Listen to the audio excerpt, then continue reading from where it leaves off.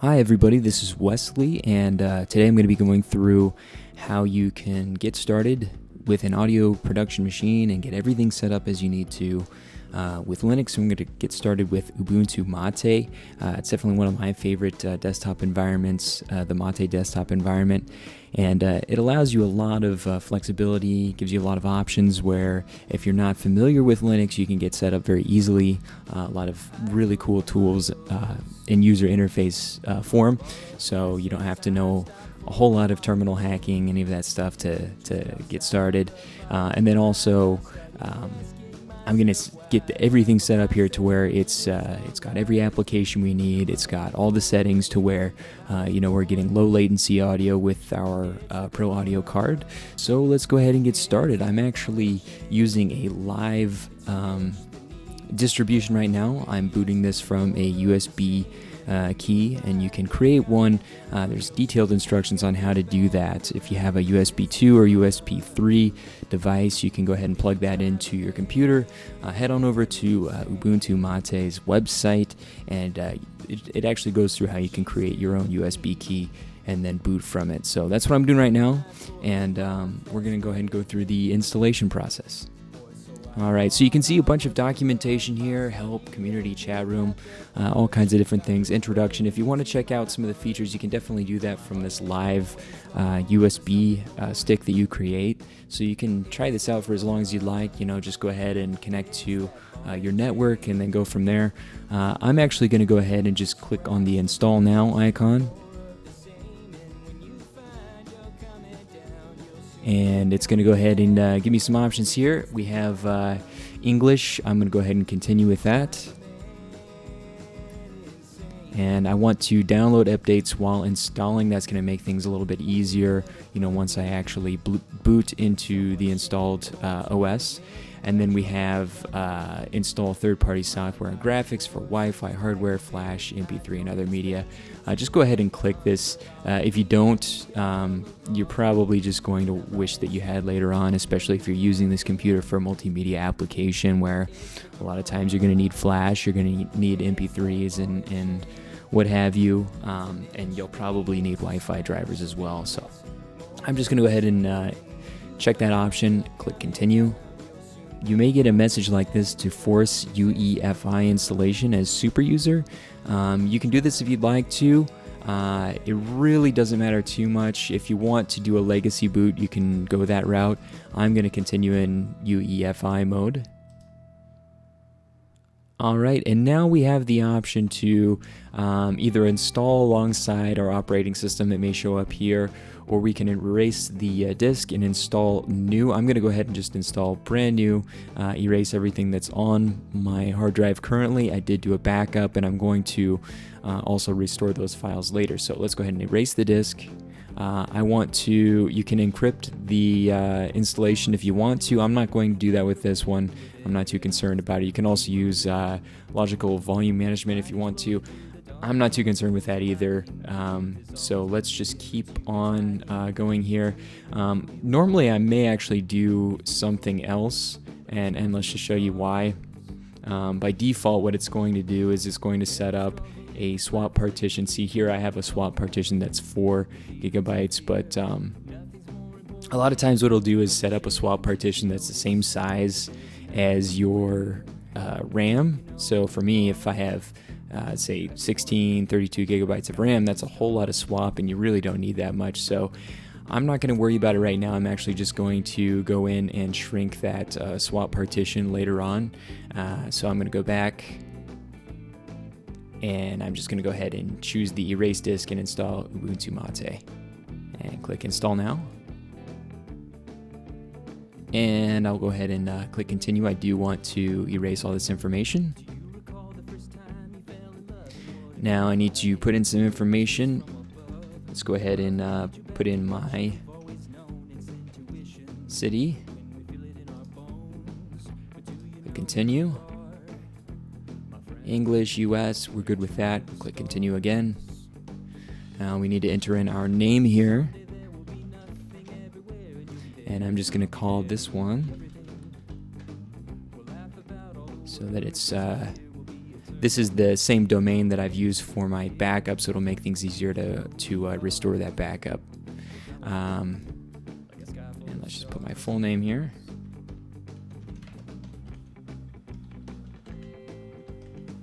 Okay, and select a password.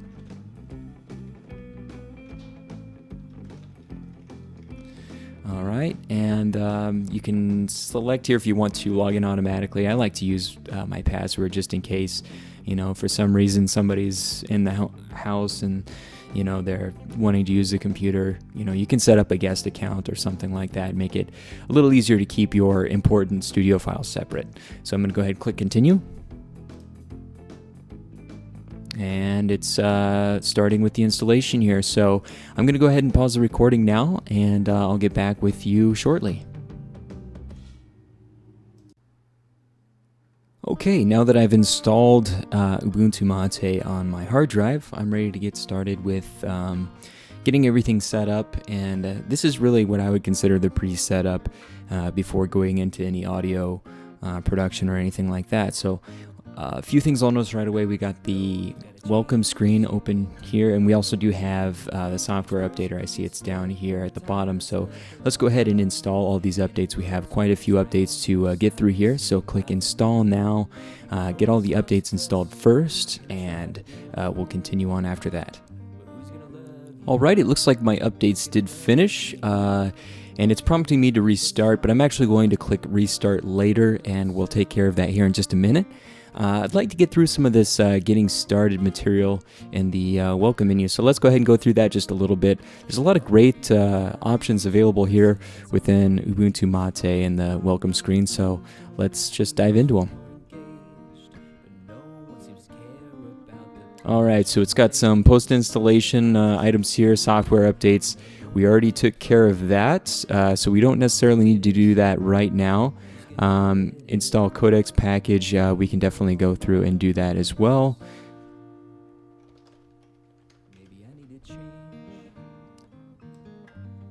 So we're installing the codecs package, and the next step will be drivers. I'll go ahead actually and just click through and let that run. All right, and it has some both additional drivers and install firmware package here. We'll go ahead and do both of those things just to make sure that we are, getting everything that's compatible for our system. There may be, and if you look here under graphics, wireless, and printers, it's going to give you some options. See, it says you're already good to go. Because everything that I have is Intel chipset, so the kernel pretty much has me taken care of there with that. I don't really need anything else. Wireless and Bluetooth, there isn't anything additional here for me, so I'm good there as well. Printers, I don't have a printer connected, but there is some additional software here available if you do have a printer, and it's just going to be helpful in configuring that printer with your system. So let's go ahead and install the firmware package. It says package does not exist. Okay. And that may be that we just need to restart the machine, but usually I click that as well. So if I go into additional drivers here, it's going to show me the same thing basically that I saw down there. That's really the only thing I have is the microcode for my processor. And everything looks fine. It says I need to restart the computer to complete driver changes. I will do that later. Okay, so let's go to next. We have language input. We're just going to leave that as is. But there are some different options here, so you can select those if you need to. Let's go into optional tasks. And we've got backup here. We can configure backup. That's not something I'm going to do right now, but I'm actually going to use this Deja dupe to pull in a backup from my previous installation, so I'm going to be using that a little bit later. So nice to see that that's actually included here in the setup steps. We have firewall here. Nice thing to use if you're spending a lot of time online. You can configure your firewall. Let's just take a look at that real quick. And once you log in, you're going to get this here. It's very handy, very easy to do. You can just turn it on. Got some different profiles, home, office, or public. We'll leave this as home because I'm at home right now.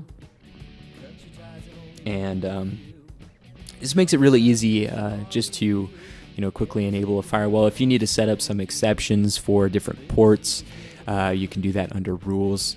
And it does, I believe, have some pre-configured, so we've got some pre-configured options depending on the application that you're going to be using. So that's kind of nice. It takes some of the thinking work out of it.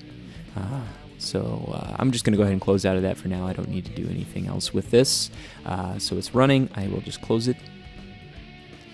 Users, I can configure more users if I want to here. If I have other people that are going to be using this machine, I can set those up now. I don't need to do this, but you definitely can if you want to.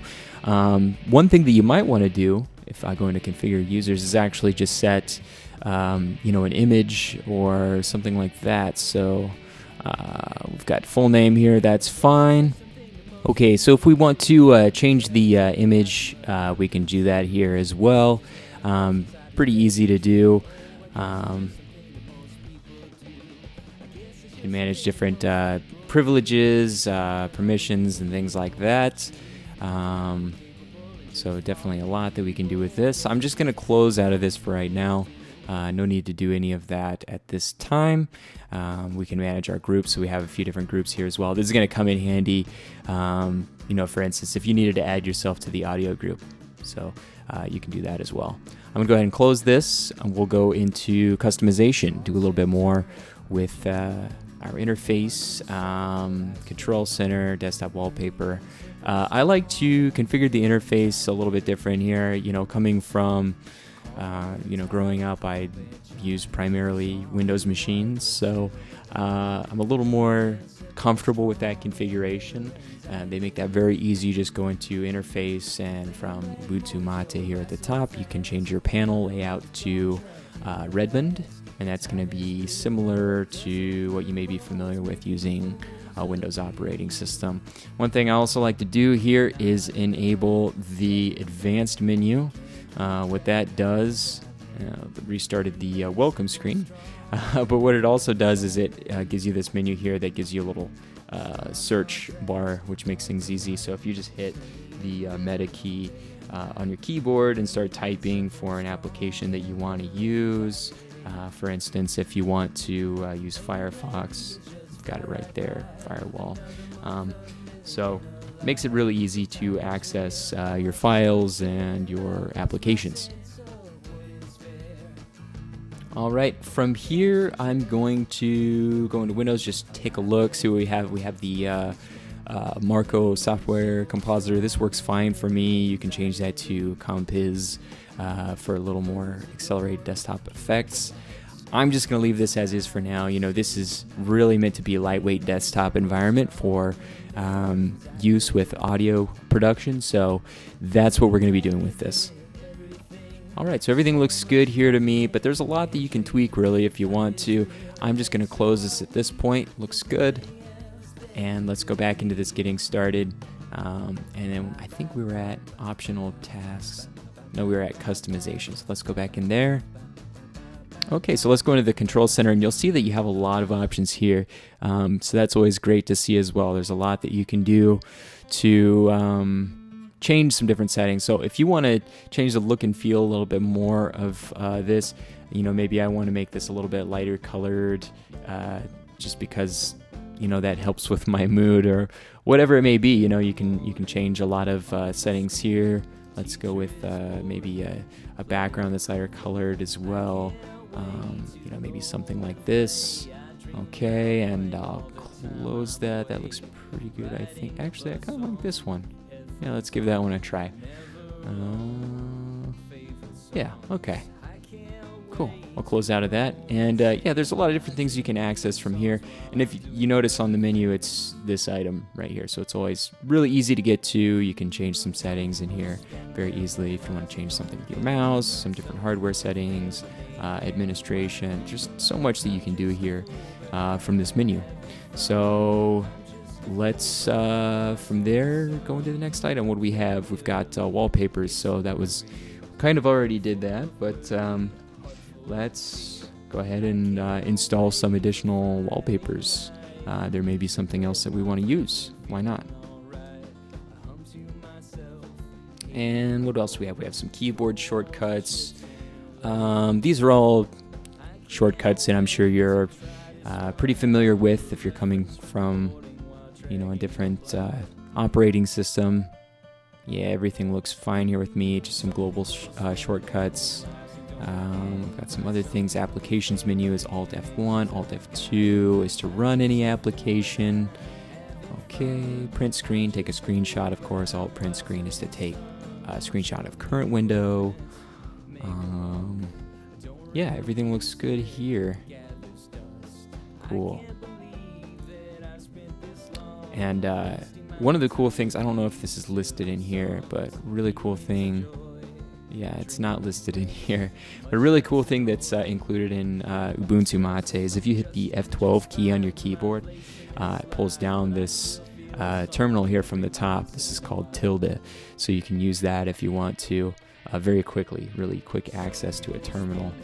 Just right there at the top of your screen. If you want to change the settings with that, you can right click, go into preferences, and change the way that this looks and some different things about it here. I'm not going to go into that, but I usually do that as well. So let's go ahead and hit F12, close out of that. Still installing those wallpapers here. But once that's done, really, I think we've reached the end of this, so we'll close out of the welcome screen. Okay, it looks like it wants to finish out this before we do that, so okay, we'll click all right on that one. Let it finish its thing, but yeah, this looks good. I'm happy with the way that this looks. And if you want to remove items from, the taskbar down here at the bottom, I usually don't use Thunderbird Mail, so I can just remove from panel. Very easy. If I wanted to do that with Firefox, I could as well, but it's kind of nice to have the browser there. I'll just leave it there. This is to show the desktop, also a nice feature if you get a lot going on. So yeah, this is looking good. Okay, looks like my installation finished up there.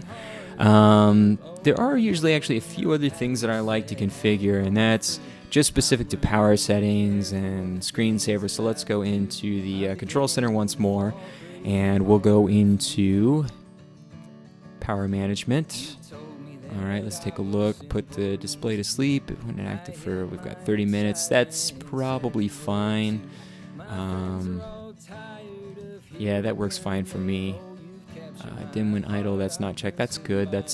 Yep, that works for me. Screensaver, we can change that if we want to. 30 minutes here as well. That's fine. I kind of like this Cosmos. It just kind of flashes some different pictures there. That's fun to look at. So yeah, that looks good. Let's close it. All right, so at this point we're ready to restart. So I'm going to pause my recording. We'll restart, and then we'll get started with some of the actual audio production setup. All right, we're back logged in now, and first thing you'll notice is that you do get the welcome screen once more here.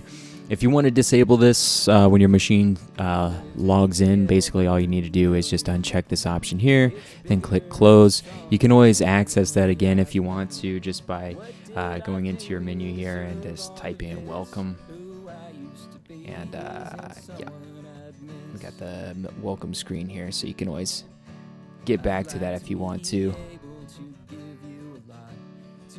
Cool, so I'm just going to close this, and let's get into things. There are a few different things that we need to do to make sure we're set up for audio production. The first thing that we need to do is make sure that we are basically set up for real-time, or at least low latency audio, and the way to do that is to ensure that we have a low latency kernel installed. So this does come with any version of Ubuntu. I'm just going to hit Control Alt and T, or hit the F12 key so that I can get a terminal.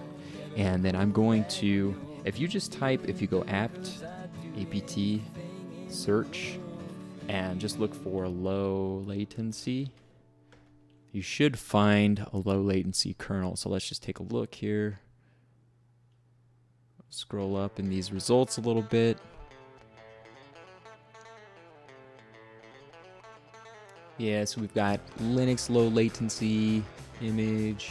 Yeah, there should be, I believe there's yeah, Linux low latency. That's a complete low latency kernel. So let's go ahead and install Linux low latency.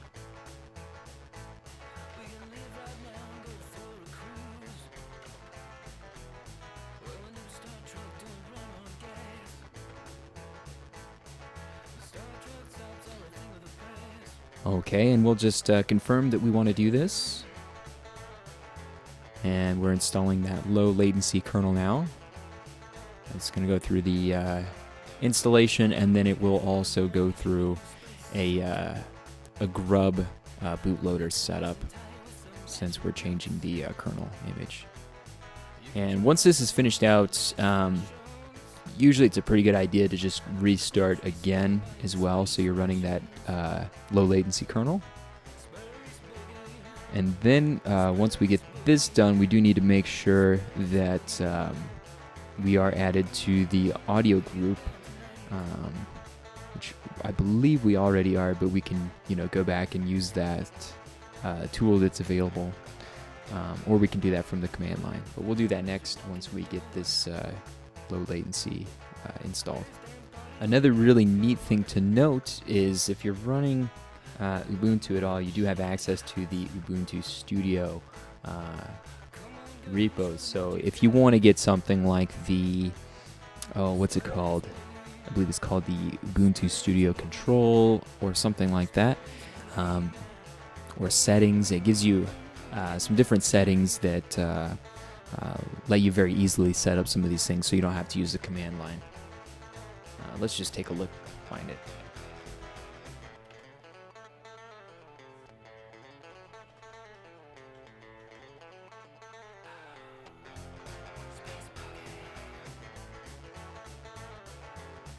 Yeah, so here it is. It's Ubuntu Studio Controls. So you can get this application if you want to. Just do that all from a user interface. It just makes it a little easier.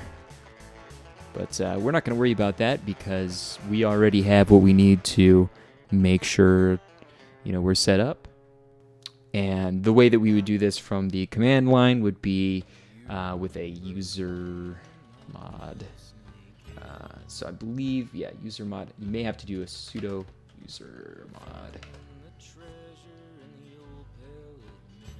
And be A, and then so you're adding to the group, and the group would be audio, and the user, of course, is Wesley.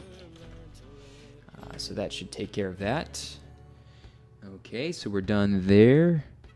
And the next thing we need to do is go and get the kxstudio repos. So the way to do that is always go to the website and follow the instructions there.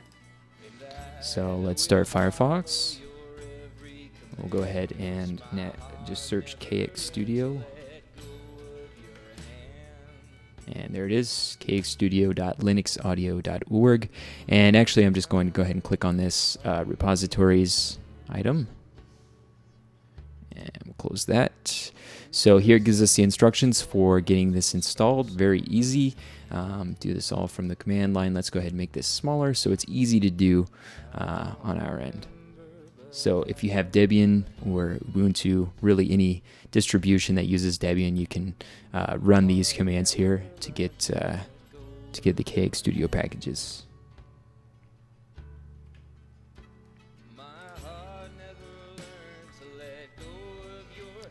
And a quick tip, whenever you're copying and pasting anything into a terminal, you can just double click to select the whole thing here.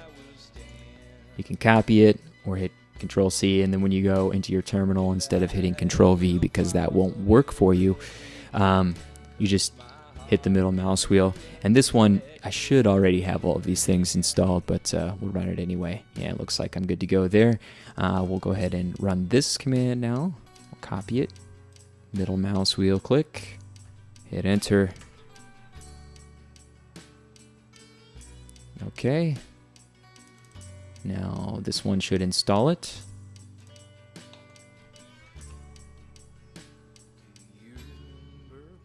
All right, we've installed now. Okay, now we also need to do this since we're on a later version of Ubuntu than 15.10. So we need the GCC 5 packages. We'll go ahead and get those.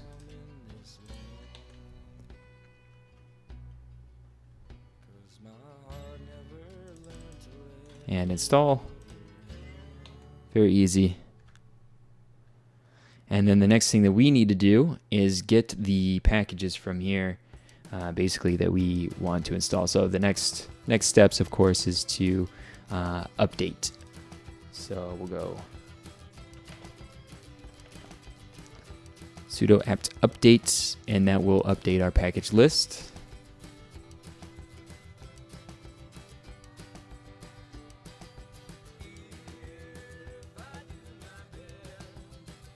Okay, and that's all updated now. And at this point, what we can do is we can use that handy feature again, just apt search and kxstudio, and it should give us all of the various kxstudio matches. And I think what we want is the kxstudio-meta-all. Yeah, so we've got kxstudio-meta-all, and then there's also kxstudio-default-settings that's good to install. So I'm going to install both of those, default settings and meta-all. So sudo apt install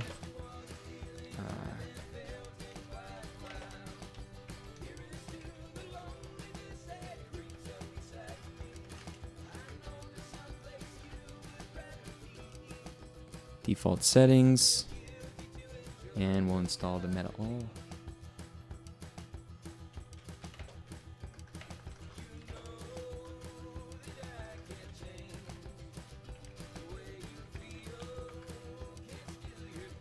And this could take a while because there are a lot of packages in here to install. So I'm going to go ahead and pause this video, and then we'll come back. And I have a few more things that I need to do on my end before we go ahead and do a restart and get some other things configured. Okay, I wanted to chime in here before we do get done with the installation.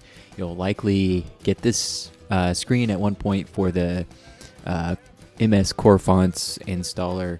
A lot of people struggle with this. What you need to do is hit Tab so that OK is selected, and then hit Enter. And then you can use Tab again to accept the terms of service. And you're good to go. Okay, well, that meta package installation just did finish. There's one other item I want to get installed before we do a reboot here and do some more configuration with our new tools. And that's, I want to install, it's called the pulseaudio-module-jack. And the reason we need to install this is if we want to do anything that's using Pulse Audio or system audio whatsoever, we want to make sure that that passes back through the jack audio server so that we basically can browse the internet and play audio files other than just from our professional audio software. So let's make sure and do that here. You know, some software does include jack modules, but not everything does, so it's nice to have that loop back for the software that doesn't include that functionality. So we need to just type in sudo apt install, and I believe it's called pulseaudio-module-jack. Yeah, that should be it. If not, it'll let me know. Okay. Cool. So that's installed, and at this point, if we want to reboot from the command line, we can do that by just simply going sudo reboot and hitting enter. I'm going to go ahead and finish up my recording before doing that, and I'll be back with you momentarily. All right, if you've made it with me this far, you're almost done, so that's the good news. Let's go ahead and take a look at some settings here and get some other things set up. So I'm going to go into my menu, and I'm going to look for Cadence. And Cadence is the Jack toolbox that comes with kxstudio. It's a great tool, and it really makes getting everything configured. Very easy. So a few things right away to look for. It's going to tell you your operating system, your kernel version. You want to see low latency in here. And then also down here below, it's got these system checks. Current kernel, low latency, that's a good thing. User and audio group, yes, we got that set up right. If these aren't checked, if there's an X there or anything other than a green check mark, then you need to make sure that you get that set up. So go back to one of the previous videos where I set that up. Okay, and the next thing we need to do is actually start the Jack server. We do have Pulse Audio started but not bridged, but we did install the Pulse Audio Jack module, so we should be able to get that set up no problem. We may have to do an additional restart here, so give me just a moment. Let's go in and configure some settings for Jack here. So we have real-time priority. We can change these if we need to. Real-time priority at 10 I find works just fine for me. You may need to change it for yourself. Clock source system, that works okay for me. But you've got some different options here that you can use if you need to. Everything here, how it is, works just fine for me. So let's go ahead and go into driver. And we need to go up to ALSA. And let's set up the device.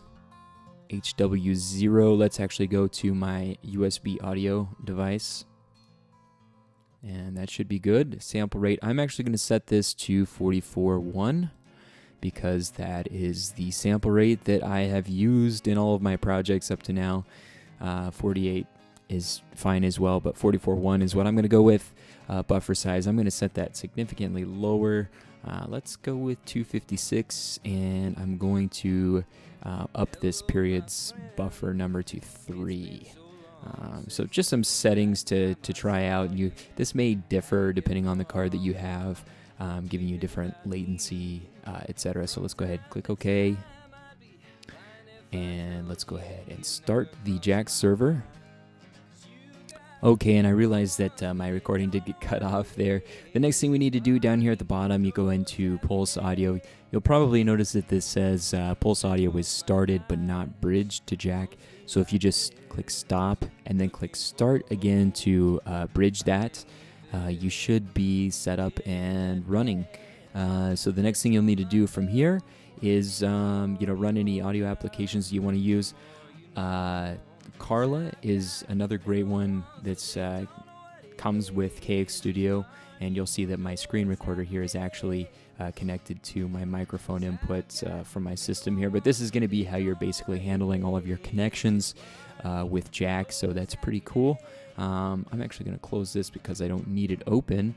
And then, yeah, I would, from here, encourage you to check out some of my other videos where I go through using Ardor and some different things. I will be creating some more regular content over the next few weeks here, so definitely stay tuned. Like this video if you enjoyed what you watched here today. Feel free to share it with any friends you think might be interested. Leave me a comment below if you have any comments or questions about what we went through today. If there's anything in particular you'd like me to cover in future videos, let me know.